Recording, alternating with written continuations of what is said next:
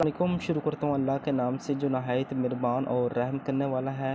سوانح نگاری پر تفصیلی سے نوٹ لکھیں۔ سوانح نگاری اردو ادب کی ایک اہم اور سنجیدہ صنف ہے۔ اس میں کسی فرد کی زندگی کے حالات، واقعات، کردار اور کارنامے قلم بند کیے جاتے ہیں۔ سوانح نگاری کا مقصد نہ صرف کسی شخصیت کی زندگی کو محفوظ کرنا ہوتا ہے بلکہ اس کے ذریعے پڑھنے والوں کو سبق، رہنمائی اور تحریک فراہم کرنا بھی اس میں شامل ہوتا ہے۔ اگر ہم بات کریں سوانح نگاری سے کیا مراد ہے، سوانح نگاری سے مراد کسی مشہور، ممتاز یا قابل ذکر شخصیت کی زندگی کے حالات و واقعات کو مربوط اور ادبی انداز میں تحریر کرنا۔ یہ صنف ان شخصیت کی زندگی کے مختلف پہلوؤں کی روشنی ڈالتی ہے جنہوں نے کسی خاص شعبے میں نمایاں خدمات سر انجام دی ہیں۔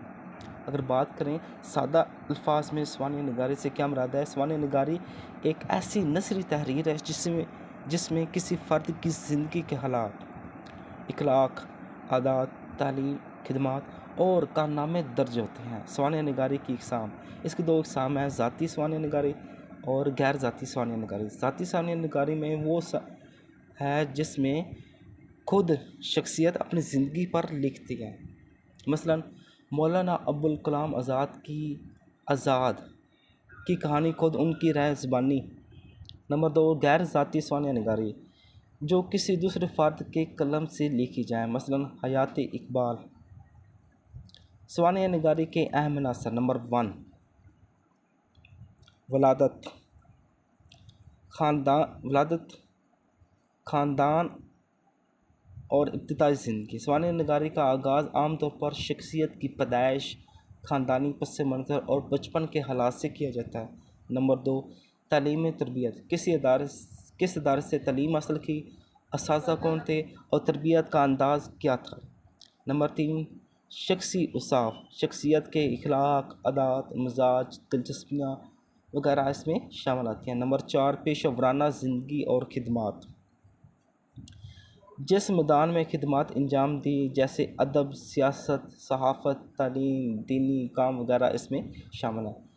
نمبر 5، اہم واقعات اور کارنامے، وہ کام جنہوں نے شخصیت کو شہرت دلائی یا تاریخی اہمیت رکھتے ہیں۔ نمبر 6، رشتے اور تعلقات، خاندان، دوست، احباب، شاگرد یا ان کے ساتھ دوست تھے وغیرہ اس میں شامل ہیں۔ نمبر 7، آخری ایام، بیماری، زندگی کا اختتام اور وقت کے بعد کی تاثیر وغیرہ اس میں شامل ہے۔ نمبر 8، شخصیت کا تجزیہ، سوانح نگاری عام طور پر آخر میں شخصیت کی خوبیوں، خامیوں اور اثرات کا تجزیہ کرتا ہے۔ سوانح نگاری کی خصوصیات، اس میں سچائی، دیانتداری، واقعات کو مبالغہ یا تحریف کے بغیر پیش کرنا، معلومات کا تنوع، شخصیت کے زندگی کے مختلف پہلوؤں پر روشنی ڈالنا وغیرہ اس میں شامل ہے۔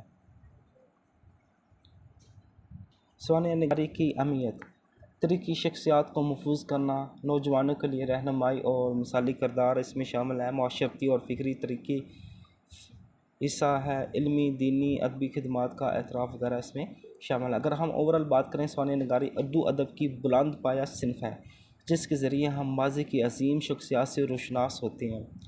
ان کی زندگی کے حالات ہمیں سبق سکھانے، ہمت دینے اور فکری رہنمائی فراہم کرتے ہیں۔